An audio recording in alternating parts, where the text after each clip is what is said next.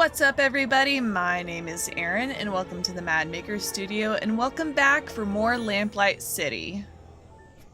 When last we left off, our detective partner, William Leger, died in what I can only assume was a completely unavoidable scenario. He is now the voice in our head. We've already clicked everything in this room. No, we haven't. My bad. We forgot these. Adelaide's mother certainly enjoyed pressing flowers. Do you suppose she does more of it now that she's retired? Always good to have a hobby. All right, let's head on out the doorway. Well, look who's awake. Ready to rejoin the living? Very much so.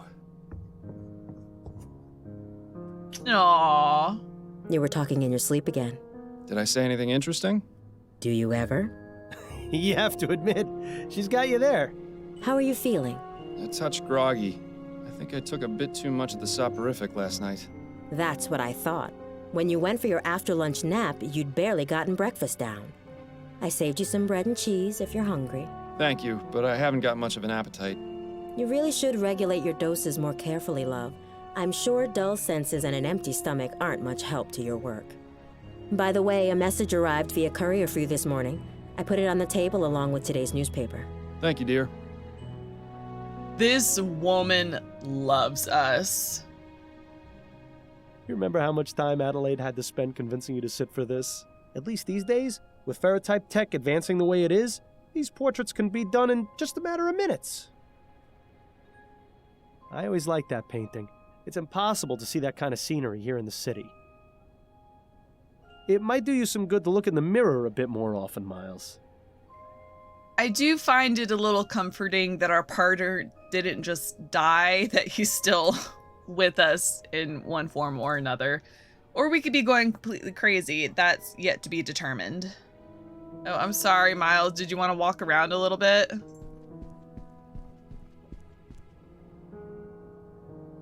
How are your parents doing these days? It's been ages since you wrote them. Didn't I give you two that clock as a wedding present? Too bad it stopped working.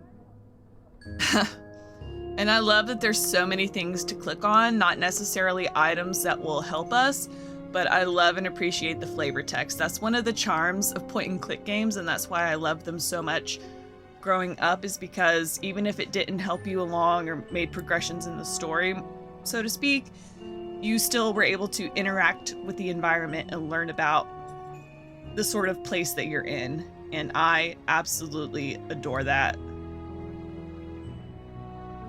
It's been so long since you used that desk. Did you even notice when Adelaide got rid of the chair? Ah, the Havisham case. Our first time out as partners. First in a long line of successful cases. It's nice to have a memory of the good old days. Adelaide's father certainly had an amazing life. Imagine being the personal barber to the Prime Minister and his family. The gossip and secrets he must have heard. Your book collection has always astonished me. Heaven help you if you ever decide to move. Your book collection is... I can see why Adelaide calls that plant Miles Jr. It's a spitting image.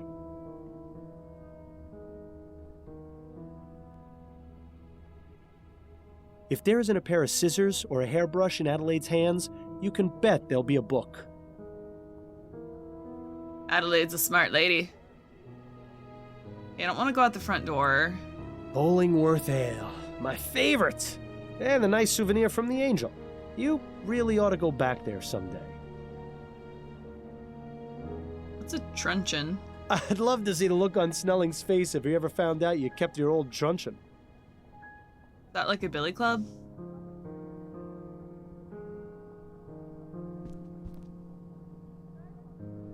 Oh boy, alright, it's a little blurry. I'm gonna try to read through them all. As much as I would like to do the old-timey radio voice, I think that would be a little bit too much considering the amount of text, so bear with me. Alright, remembering the HMS Ligia. There's a lot of words I'm gonna struggle with. This Tuesday marks the 3-month anniversary of the tragic crash of the HMS Liguria. Was preparing to make its second transatlantic voyage when disaster struck. The airship burst into flames shortly after departing for England, crashing into Foster Park. All 300 passengers on board, including HRH Prince Harold, were killed, as were 54 bystanders in the park. Royal Maverick Lines conducted an investigation and ruled the crash an accident, citing the ignition of a gas leak. Despite this, rumors of sabotage persist. Royal Maverick vowed to instill the stricter safety regulations going forward, and that the Leger's sister ship, the HMS Lenore, would be extremely safe upon its completion.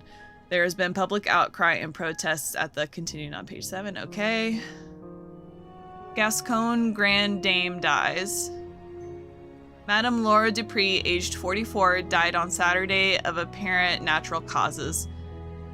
Born Laura Chesterton in London 1800, she and her family moved to New Britannia in 1804. In 1818, she married Colonel Andrew Shepherd, a royal officer 30 years her senior. The marriage lasted 1 year, ending with the Shepherd's death during a trip to Piedmont. Shortly after, Dupree married Benjamin Montgomery, a doctor.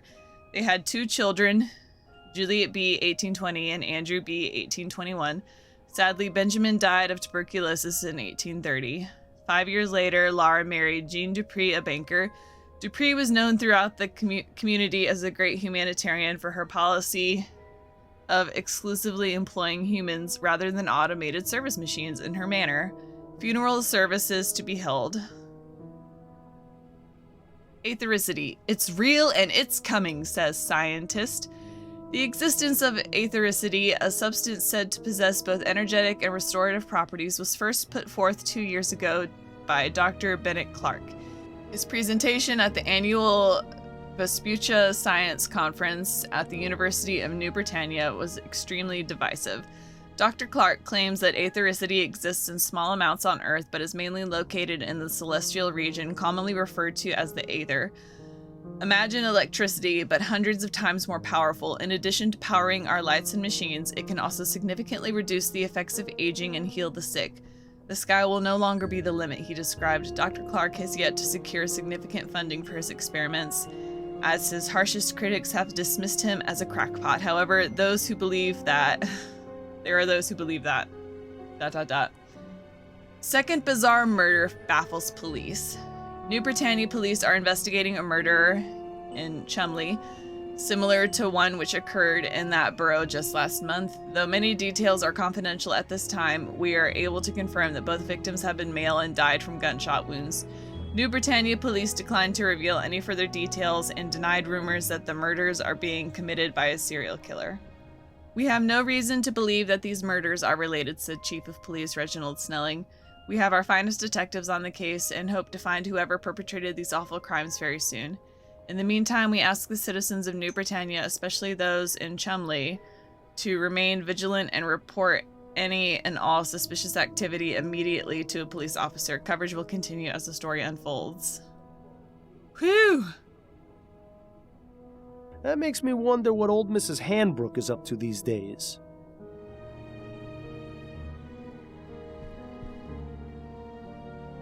Fordham, a big case has come in which I think it will interest you. Meet me at the Rowan Coffee House for more details. See Upton. Upton says she's got a big case for me. Does she go into any more detail than that? No, but then you know Upton. Always on a need-to-know basis. Especially since she's been giving me these cases under the table. To be fair, they haven't exactly been anything of note. True, but she's still sticking her neck out for me. I can understand why she's so secretive about it. I think she just misses having you around the station. Poor Connie. With you quitting and me dying, she must be bored stiff at work. Anyway, I'm supposed to meet her at the Ruin Coffee House. That can't be right. It's not like Constance to make mistakes. She must have gotten in somehow. Guess I'll head over there and see what she's got then. Alrighty then. Okay, so...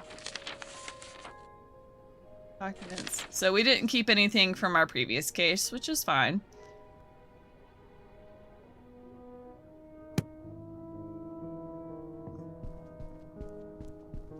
Have a lovely day, Addie. Take care of yourself out there.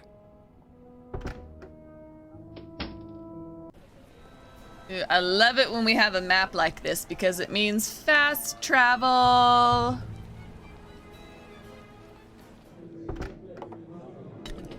Ah, the Rouen Coffee House.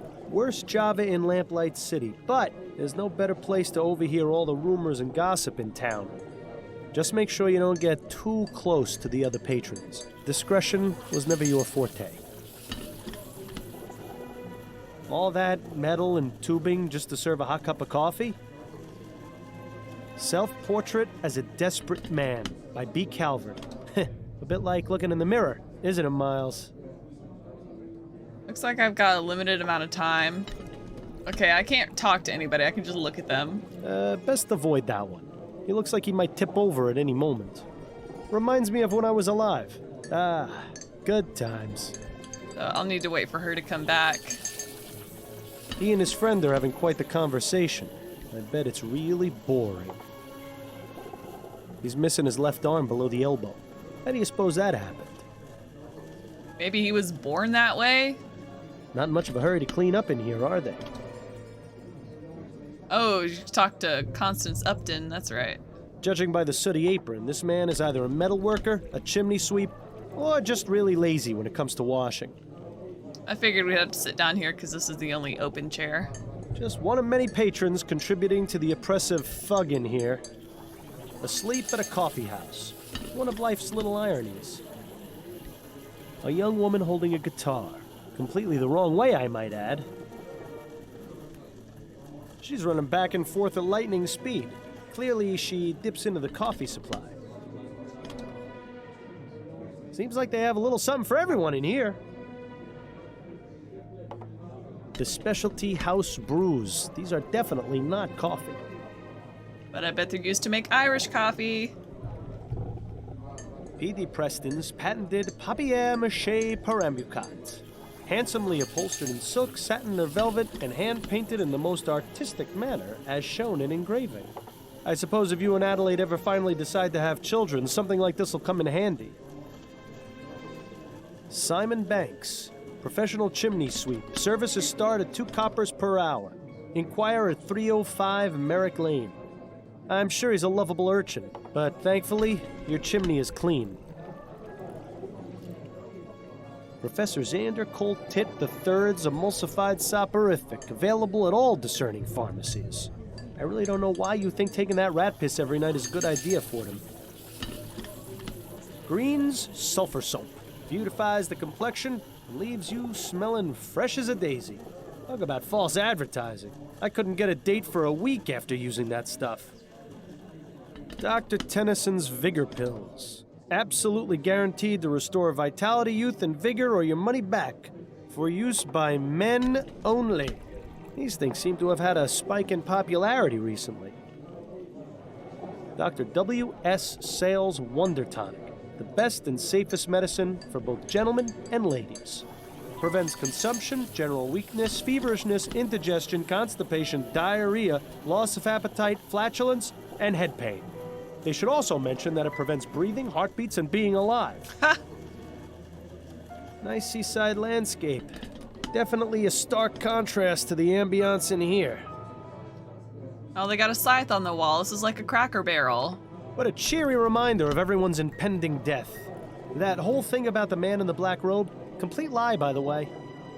Yeah, I guess you would know. If it isn't my old friend, Upton O'Good. Hello, Fordham. It's good to see you. How did you get them to let you in here? It's rather simple, really. The owner and I have an understanding. He pretends women are allowed in coffee houses, and I don't report his unsavory business practices to Chief Snelling. Sounds like a good deal.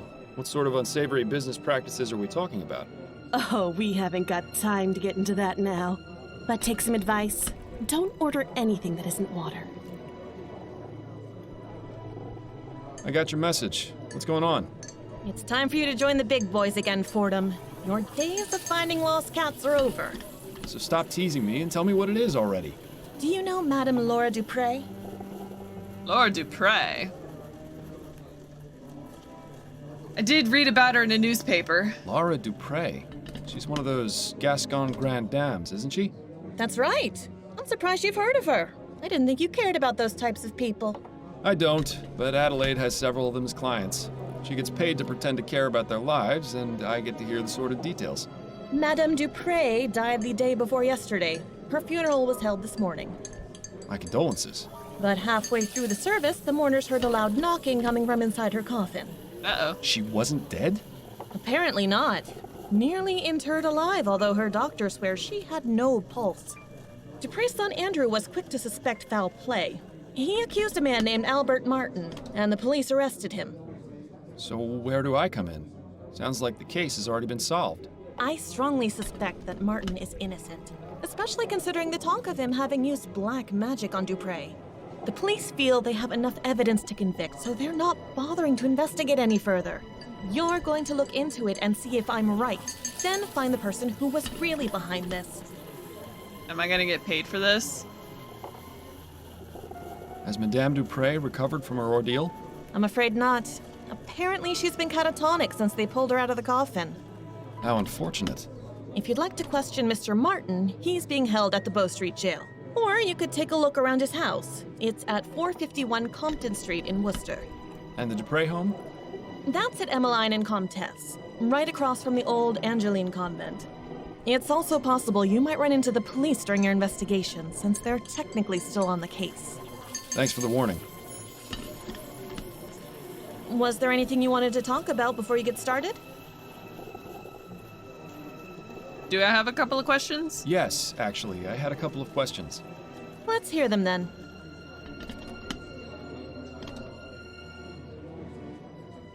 How are things going with you?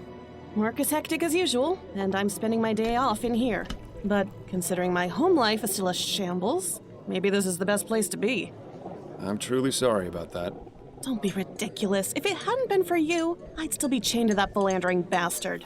It hasn't been easy, but I'm much better off this way. Trust me. Anyway, work gives me something to focus on. I'm sure you can relate to that. Yes, and I'm grateful to you for getting me these case leads. I know you're taking a risk to do it. It's the least I can do. How about you? How's Adelaide? She's fine, although things between us could be improved, if I'm being honest. The less said about it right now, the better, I think.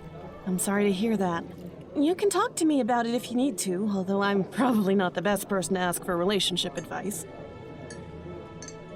Don't suppose there have been any developments regarding Bill's murder. Unfortunately not. The department hasn't exactly been focusing on that case as a priority. The general attitude is that it was an accident. Bill Yeah, I was about died to an say, I'm honorable surprised death they in the called line it of a duty. murder. Would have been nice if they bothered saying that at the funeral. And of course, there are still those who blame you for his death, Snelling being the first and foremost. But the man who killed him is still out there. Yes, I know. See, if I had but shot it my looks gun, like you're on your own this if was you gonna want to happen find him. regardless. Bill, you My were gonna hands are die tied. regardless. I can only ask around so much before the higher-ups get suspicious. Just don't give up.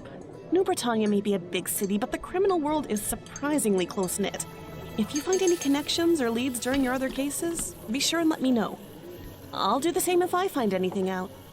See, she has a priority straight. You could learn a lot from Upton. I wanted to go over the case with you. Okay, what have you got? Okay, so is this a point where she's always going to be in the coffee house and I come back to give her updates? What do you know about Madame Dupre? Only what I've read about her in the paper. She's been married thrice, which I can empathize with, and she's extremely rich, which I can't. What makes you think this Martin fellow is innocent? The fact that the only evidence is the word of Dupre's son. I've seen this sort of thing thousands of times, and I'm sure you did too. They're just looking for a scapegoat. You're the only person I know who can put it right. Upton's intentions are noble, but she has to realize this is just a drop in the ocean. That's enough about the case for now. Okay, That's it, I think. then you'd better get back to it. Well, I'm not entirely sure how this is going to help you find the flower shop burglar, but I suppose freeing an innocent man is a worthy diversion. Give me an old-fashioned tea kettle any day. If this is how they store their coffee beans, it's probably a better idea to ask for tea. All right, let's head on out.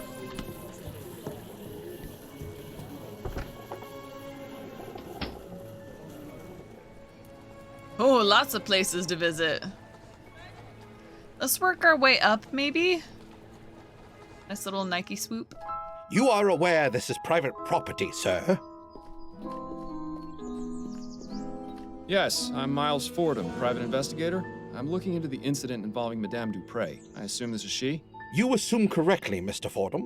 My apologies, but I thought the police had already made an arrest. That's right, but there's still some doubt as to the man's guilt. May I ask your name, sir? I am Dr. Fellows, Madame Dupre's private physician. I'm afraid she is in no state to be answering questions at present.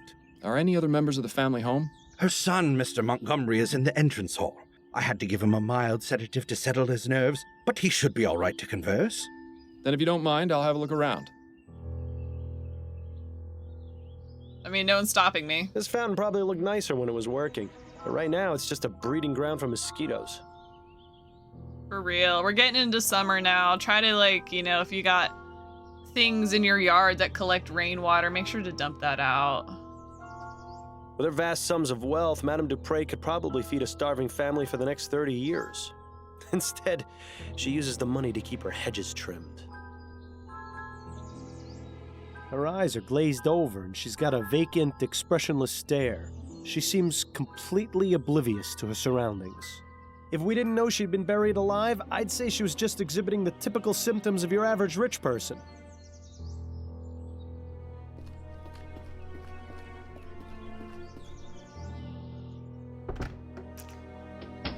Oh, hello. Are you the new servant? No, I'm Miles Fordham. I'm a private investigator looking into your mother's attempted murder. How did you know I was her son? Oh, of course. You must have sensed it with your detective's intuition. I should have guessed by that giant head of yours. Are you feeling all right, Mr. Montgomery? Yes, I'm fine. Much better than when those pesky police officers were snooping around earlier. But I like you, Mr. Fordham. I can already tell you're not like them at all. Please, call me Andrew. Yes, well, I'll have a look around, and I may need to ask you some questions. Do you think you can handle that? I can. In fact, I really look forward to it. If the good doctor gave him a mild sedative, I'd hate to see what the stuff you take would have done to him. I was about to say, sir, are you on something? What a beautiful parrot. Must have cost the Dupre's a cool copper. And I also like that Bill is acting as like our thoughts, our thought mechanic. Does that make sense? Dupre looks like she's holding on to that poor bastard for dear life. In a way, it's also kind of sad because it's like our thoughts are in Bill's voice, so it's like we're still talking to him, and that's making me tear up. Oh. Okay, we don't have anything to ask him yet. I wouldn't think. Do we get anything new added to our casebook? Sure did. Premature inhumation. Did Albert Martin really do what he is accused of and cause Madame Laura Dupre to almost be interred alive, or was it someone else? So we gotta question the residents of the Dupre Manor and question Albert Martin in jail. No clues yet. No suspects yet. Nice. Okay, so if we get documents in here, I can go back and reread them. Love that. Good to know. A horrible little porcelain figurine. Madame Dupre didn't strike me as the type to play with dolls. Maybe she's a collector? Nice bouquet of roses. Although it would make things much easier if they were Easter lilies. If only. Must be nice being able to afford keeping your oil lamps lit during the daytime. Ah, the Gascon docks. The artist definitely took some liberties. You can't see a single person getting stabbed.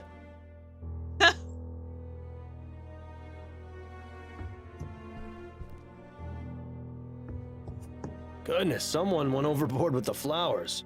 This brings back some memories, doesn't it? Ones I'd rather forget. These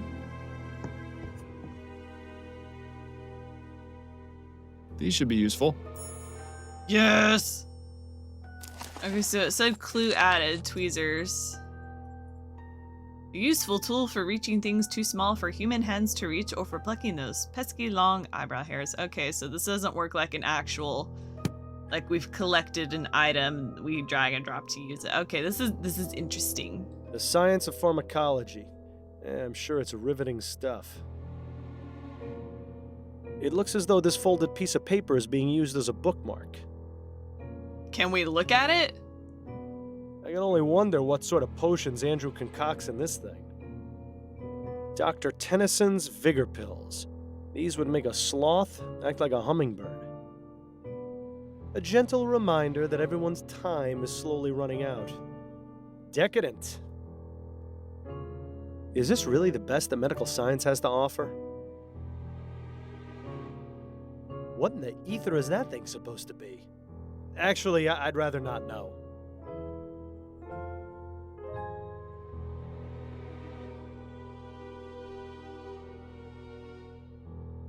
Decadent. Okay. I can only wonder what...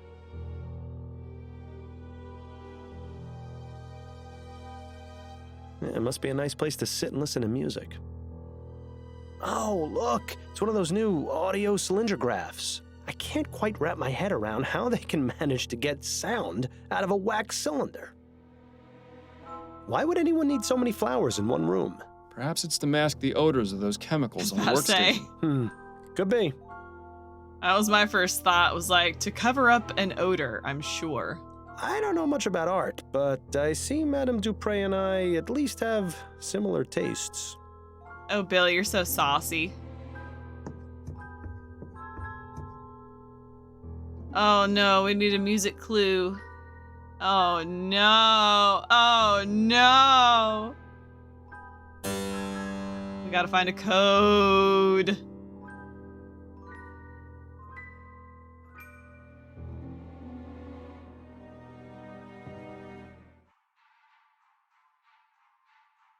Some nice background music in here, maybe? Anything in this cabinet? No. Okay, we'll come back to this.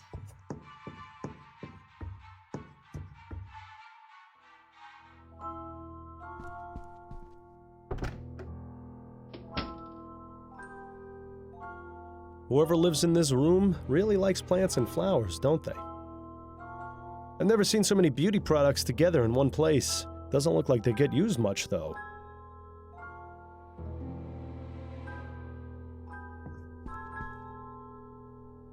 Locked. I suppose I shouldn't be surprised. Let's have a look through these papers. Aha, what's this? September 8th, 1844. Dear Miss Montgomery, unfortunately, I've been informed of a series of burglaries in the neighborhood near the room you're renting from me at 76 Forest Lane. As a precaution, I've gone ahead and changed the locks. Please find enclosed a copy of your new key. I hope this doesn't cause you too much of an inconvenience. Yours, Edwina Crestfell. Interesting. This Miss Montgomery must be Andrew's sister. Why is she renting a room in the Chum? Guess there's really only one way to find out. Some people just need to get away for the weekend, Miles. Nice little cottage. Looks like it would make a nice cozy spot to retire. If I hadn't already retired from life, that is. Thanks for reminding me. Well, someone's fancy. I never liked these types of beds much. They feel too claustrophobic. I always thought they had a certain appeal myself. Yes, you would think that about a bed that lets you shut out the rest of the world.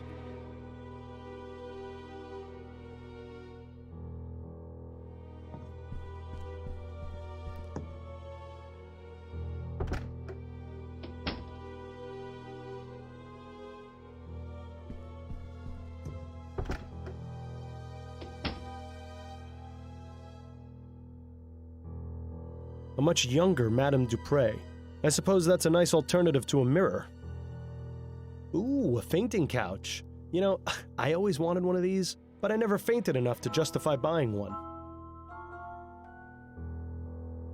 That's an old uniform, from the turn of the century by the look of it. This must be Madame Dupre's first husband. Kinda strange that she'd still keep his portrait in the bedroom. Oh, this looks like a music sheet. It would appear that Madame Dupre was taking music lessons. Her current predicament has probably put an end to that venture, though.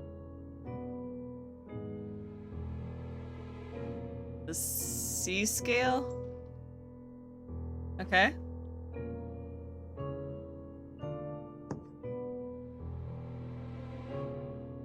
Whew.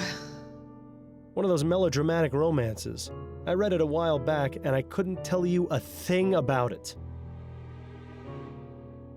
Convent of the Damned and Other Short Stories. Now that one sounds interesting. I was always a fan of Bedletter's short stories. So the Chestertons, A Brief History. Doesn't appear to be very brief if there's 2 volumes of it. I wonder if anyone outside the family would find this even remotely interesting. Choice and Consequence. Who in their right mind would write a book about that? Equestrian Mesmerism. I don't even want to know what that one's about. Sounds like a skill we might need to employ later on. I don't know. Buffalo Skinner, A Wildman's Tale. I read that one last year. If you ever wanted to know the intimate details of a buffalo's anatomy, I highly recommend it. Are we supposed to glean anything from here? Other than this looks like maybe a number code, 1680 to 1810.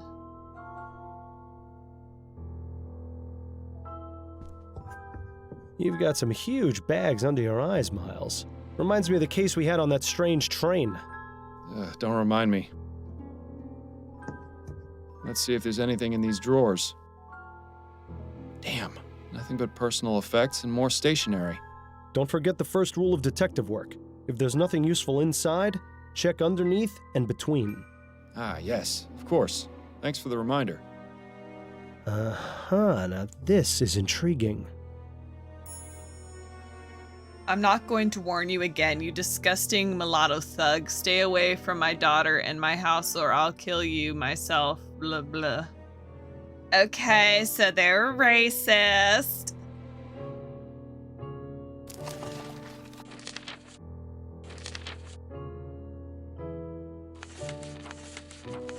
Okay. Nothing of note to put into use here. Okay, it just shows me the same set of books. I didn't know like if each shelf would be different.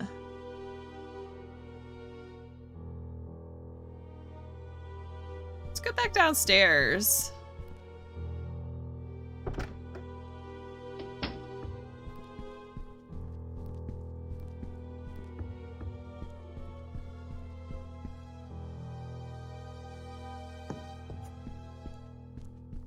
I have some there's questions another room for back you. here. Oh, goody. What can you tell me about Madame Dupre? She came back from the dead. I couldn't believe it. My mother, resurrected, just like Jesus. Yes. I heard you're the one who accused Mr. Martin of the crime. Oh, no, I already talked to the police about that. I don't want to think about it right now. How do you typically spend your days, Mr. Montgomery? What are your interests? Oh, a little of this and a little of that. Nothing as exciting as what you do, I'm sure. Ooh, tell me, do most bad people start crying when you catch them? I'll bet it's a laugh riot to see them sobbing away. No, Mr. Montgomery, most Mr. of them don't. Montgomery is a Well, psychopath. that's a real shame, isn't it? That's a rather exotic bird you've got. I like looking at him. He has such pretty colors, doesn't he? That he does. You know, I've always wondered what he might taste like. Is that bad, do you think? I really couldn't Yes, say, I'm very Mr. Montgomery. uncomfortable right now. I found a letter upstairs addressed to a Miss Montgomery. Who is that? You were snooping around up there? Naughty, naughty, Mr. Fordham. It's part of my job. Now, are you going to tell me or not? Nope. I don't think I will. You're the detective. I'll let you solve that mystery yourself. I think this mystery could be best solved with a punch in the nose. God, I wish I still had fists. Thanks for your time. No, thank you for yours. This is ridiculous. He won't be of any use in this state. If it takes him as long to snap out of it as it takes you, we'll be waiting around here until noontime tomorrow. There has to be a way to bring him back to his senses. Maybe that quack outside knows something of use. Okay, but first, to the kitchen.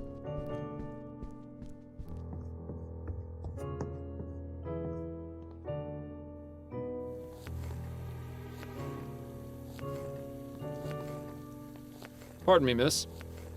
What? Who are you? I'm Miles Fordham. I'm investigating the attempted murder of Madame Dupre. Oh, I'm sorry, sir, but I'm very busy. I can't help you. Do you know anything about what happened to Madame Dupre? No, I don't. Please leave me to my work. I shouldn't be talking to you. All right, I'm going. Yeah, it looks like gumbo's on the menu tonight. I wonder how it compares with Upton's special recipe. Judging by the amount of food this family probably eats, washing the dishes must take forever. Looks like the type of spices you'd use in a stew, most likely paprika or turmeric. Nice variety of reds and oranges. It's times like these make me wish I could still eat.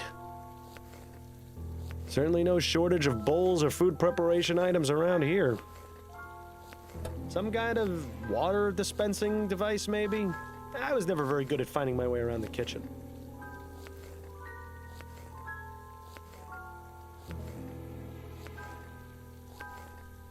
Judging by the amount of food this family probably... Okay. Let's go back out and talk to the doctor.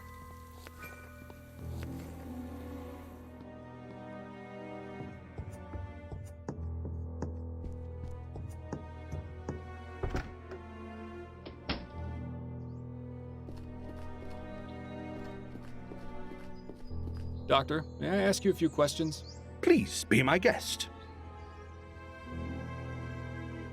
Tell me about Madame Dupre. She is a great woman and a pillar of the community. I cannot imagine why something like this could happen to her, or how someone could be capable of such a barbaric feat. Though this ordeal has been terrible, I am confident she will overcome. The power of her physical constitution is surpassed only by her strength of character. Do you think he'd say the same things if he wasn't on her payroll? I highly doubt it. What were the circumstances surrounding Madame Dupre's supposed death? Her son, Andrew, sent for me a few days ago after finding her unconscious and unresponsive. As I was unable to detect a pulse or breath, I had no other recourse but to declare her deceased. I judged that Madame Dupre had likely suffered a sudden cardiac arrest. It was most shocking to be proven wrong at a funeral. I can imagine. Where was the funeral held, by the way? St. Denis Cemetery. Madame Dupre wished to be interred in the tomb of her father's family, name of Chesterton. Perhaps I'll go have a look. May I ask exactly what kind of sedative you gave Andrew? A simple tincture of laudanum. It's what I give all my nervous patients. He seems a bit out of sorts. Hot? Meat kettle. It can have that effect, but it usually wears off in half a day or so. Is there a way to bring him out of his condition sooner? A stimulant would have the opposite effect, but I wouldn't recommend mixing the two. It could have potentially harmful effects on his heart. Oh, of course. I wasn't planning on doing anything of the sort. I was just curious. It's cute how you act like you have no experience in these matters. It's almost convincing. How long have you been Madame Dupre's private physician? 5 years, and I've been practicing medicine for the past 30. I still spend a couple of days a week treating patients at Riverview Asylum. Oh, good. Maybe if you're lucky, he could be your doctor someday. 30 years is quite a long time. You must have seen some incredible advances in the field of medicine. I have, yes. I can only wonder how things will change with all this talk of ethericity. There's speculation it can be used to restore necrotic tissue and instantly heal broken No, bones, not among other zombies. things. If you ask me, a good bloodletting will never go out of fashion. Did you examine Madame Dupre after she reanimated? Of course. Physically, she appeared to be in fine health aside from minor dehydration. I found no marks or bruising on her body. Mentally is a different story, however. She's remained in an unresponsive state ever since. Do you have any opinions on what caused Madame Dupre to appear dead? The most likely cause I can imagine is some sort of poison or toxin. What leads you to believe Madame Dupre was poisoned? The symptoms she experienced were consistent with prior cases of poisoning I've studied. And didn't the young man arrested have ties to some kind of black magic cult? There have been reported cases of these practitioners using poisons to make people appear dead, then commanding them to do their bidding. I recall reading about a man in the West Indies who was given tetrodotoxin, that's the toxic secretion from a pufferfish, declared dead and buried. He appeared alive in his village some 20 years later. Doesn't that seem a bit far-fetched No, to I've you, heard Doctor? about that. Facts are facts, Mr. Fordham. Surely someone in your line of work can appreciate that. Those are all the questions I've got for now. I hope I answered them adequately. Oh, we had so many things added to our notebook. The Dr. Fellows' testimony. Are we getting into some voodoo? That's what they're making it sound like. Alright, so we've got a lot of things to do, but this feels like a good stopping point for this video for Lamplight City. Thank you so much for joining me. Please leave a like, comment, and subscribe if you haven't already. And as always, I hope to see you next time. Bye!